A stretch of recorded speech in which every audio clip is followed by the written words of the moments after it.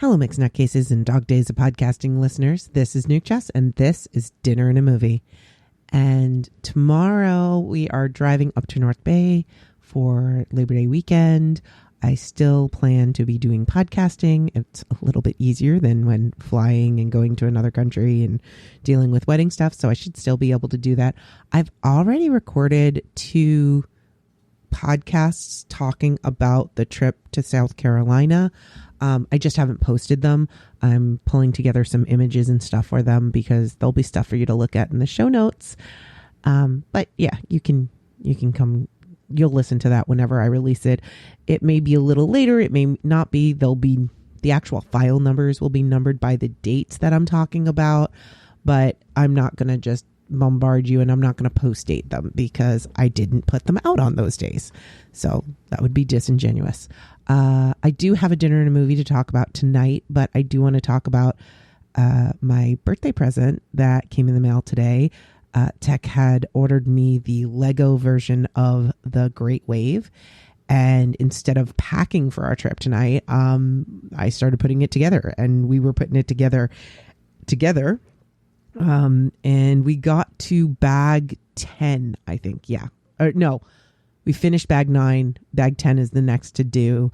And there's lots of little pieces and figuring things out. And when you get the Lego sets, they give you the Lego the Lego tool to unbrick them, because you're going to make mistakes. And yeah, we're making constant mistakes because it's difficult. But I really like the book guide that it came with because, one, it gives like the history. It's a nice big full book guide because it's like, thousands of pieces. But they have like it at an angle, the instructions of each of the step. And then they have a full size one so you can lay out the new pieces on it, which makes it really easy to make sure that you have the right pieces and they're in the right position. And then you'll still make little mistakes. I mean, it's just going to happen. That's just how it goes. But that's part of the fun of it. And it was a lot of fun putting that together. It kind of gave me that feeling of just getting deep in Lego. And I know that there's some people who say, oh, it's not the same as, when we're kids and we're just building things. No, it is. Following the instructions and building this piece of art is just as exciting. Tech has a bunch of Lego in his office. He's got all the little bonsais and the succulents and different flowers that he put together to kind of spruce up the office. And they're a lot of fun to put together, but also they're fun to look at and have. And I've got different Lego things around me. I've got the Women of Space, the Women of NASA Lego set. So they're all around. And I've got these big Lego shells and just, I've got just little things, a little space shuttle.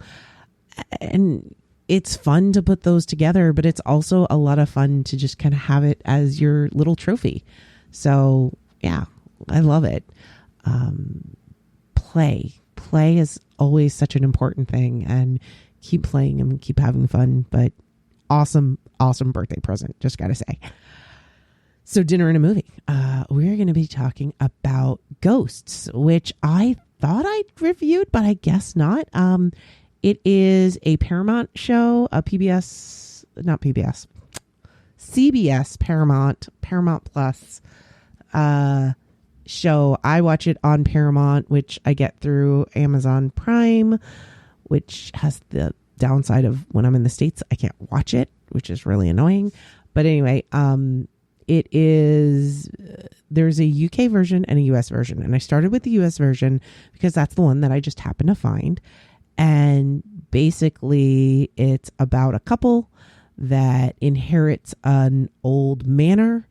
And in the first episode, the wife has a near-death experience and now she can see and hear ghosts, and hilarity ensues. It's a comedy.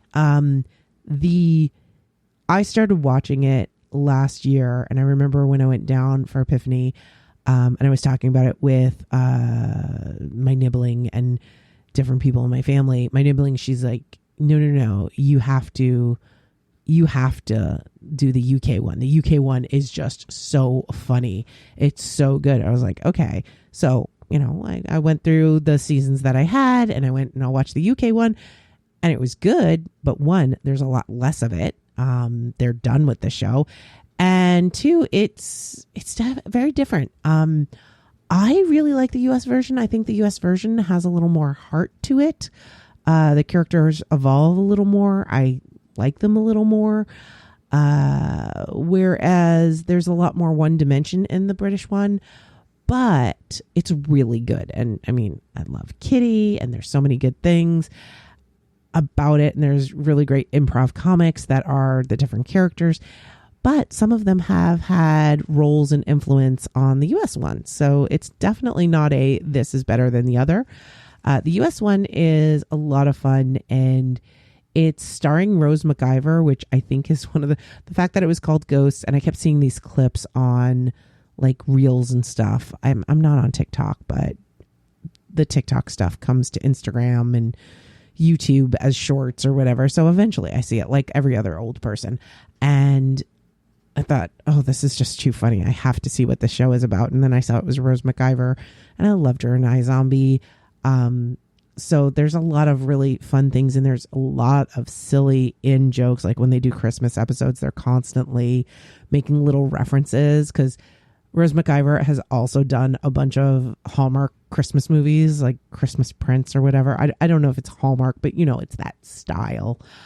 So there's a lot of like little in jokes there, but it is just so much fun. You've got these different ghosts with these different backgrounds. So for instance, there's a Viking, there's a Native American from, long back. There's a robber baron. There's, somebody that was in the Revolutionary War, someone from Prohibition era, someone from the 80s, there's